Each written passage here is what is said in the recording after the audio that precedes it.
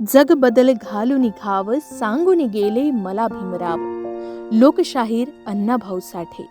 लोकशाहीर अण्णाभाऊ साठे यांची आज जयंती. तुकाराम भाऊराव साठे उर्फ अण्णाभाऊ साठे म्हणून ओळखले जाणारे एक मराठी समाजसुधारक, लोककवी आणि लेखक. अण्णाभाऊ साठे हे मांग म्हणजेच दलित समाजामध्ये जन्मलेले. त्यांचे लेखन सामाजिक आणि राजकीय दृष्ट्या कृतिशीलतेवर आधारलेले होते. साठे हे मार्क्सवादी आंबेडकरवादी प्रवृत्तीचे. सुरुवातीला त्यांच्यावर साम्यवादाचा प्रभाव होता, पण नंतर ते आंबेडकरवादी झाले. दलित साहित्याचे संस्थापक म्हणून त्यांना श्रेय दिले जाते. संयुक्त महाराष्ट्र चळवळीत देखील त्यांनी महत्त्वपूर्ण भूमिका बजावली होती. जात हे वास्तव्य आहे, गरिबी ही कृत्रिम आहे, गरिबी नष्ट करता येऊ शकते, जात नष्ट करणे सर्वांचे काम आहे, असे सांगणारे अण्णाभाऊ साठे यांचा जन्म 1 ऑगस्ट 1920 रोजी साताऱ्यातील वाळवा तालुक्यात झाला. अण्णाभाऊ साठे यांचे फार शिक्षण झाले नव्हते, तरी त्यांनी 35 कादंबऱ्या, 19 कथासंग्रह, 14 लोकनाट्य आणि 19 पोवाडे रचले आहेत. अण्णाभाऊ साठे हे कम्युनिस्ट विचारसरणीचे होते. तसेच डॉक्टर बाबासाहेब आंबेडकर यांचे ते अनुयायी होते. अण्णाभाऊ साठे हे देशातील उपेक्षित लोकजीवनाच्या अनुभवाचे साठे ठरले. गोरगरीब शेतकरी, शेतमजूर, श्रमिक, दलित, पददलितांच्या व्यथा, वेदना कथा कादंबऱ्यांमधून प्रकर्षाने उमटाव्यात अशी त्यांची धारणा होती. अण्णाभाऊंचं साहित्य देशभराबाहेर, अगदी पोलंड, रशियातही लोकप्रिय झालं, जनमानसात प्रसिद्ध झालं. अण्णाभाऊंच्या मते ग्रामीण जीवन टिकाऊ काय आहे, तर शहरी जीवन दिलखुलास आहे. महात्मा फुले, शाहू महाराज, आगरकर, लोकहितवादी महर्षी शिंदे, डॉक्टर बाबासाहेब आंबेडकर यांच्या समाजक्रांतीचा ग्रामीण दलित जीवनात पाया आहे.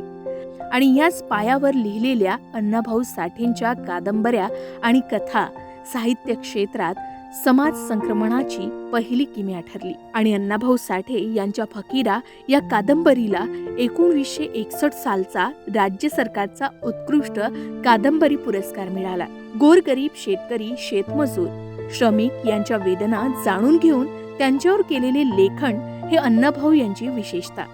शिवाय ज्यांना लिहिता वाचता येत नाही त्यांच्यासाठी त्यांना कळेल अशा भाषेत त्यांनी पोवाडे, लावण्या आणि गीते लिहिली. अण्णाभाऊ साठे यांचे साहित्य हे परिवर्तनाला दिशा आणि चालना देणारे ठरले आहे. महाराष्ट्राच्या एकूणच जडणघडणीत आणि परिवर्तनात या साहित्याचे योगदान हे महत्त्वपूर्ण मानले जाते. आजही मोठ्या संख्येने विद्यार्थी आणि अभ्यासक हे त्यांच्या या साहित्याचा संशोधनात्मक अभ्यास करताना दिसत आहेत. संयुक्त महाराष्ट्र चळवळ लोकमानसात रुजविण्याचे काम शाहीर अण्णाभाऊ साठे, शाहीर अमर शेख आणि शाहीर द.न. गव्हाणकर यांनी केले.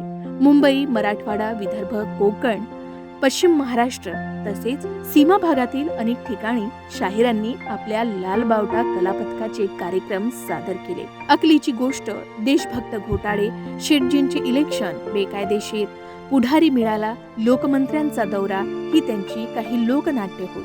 अण्णाभाऊंनी पारंपरिक तमाशाला आधुनिक लोकनाट्यांचे रूप दिले. वारणीचा वाद, विजयंता, फकीरा, इब्रत या कादंबरीवर चित्रपटही प्रदर्शित झाले. तर त्यांच्या कथा कादंबऱ्यांची केवळ भारतीयच नव्हे तर 22 भाषांत भाषांतरेही झाली आहेत. दलित साहित्याचे संस्थापक म्हणून त्यांना श्रेय मिळालेले आणि संयुक्त महाराष्ट्र चळवळीत महत्त्वपूर्ण भूमिका बजावणारे, देशातील उपेक्षित लोकजीवनाच्या अनुभवाचे साठे ठरलेले समाजसुधारक, लोककवी आणि लेखक असे हे थोर साहित्य सम्राट, लोकशाहीर, विचारवंत अशा कितीतरी उपाधी धारण केलेले अण्णाभाऊ साठे यांचे निधन 18 जुलै 1969 रोजी झाले.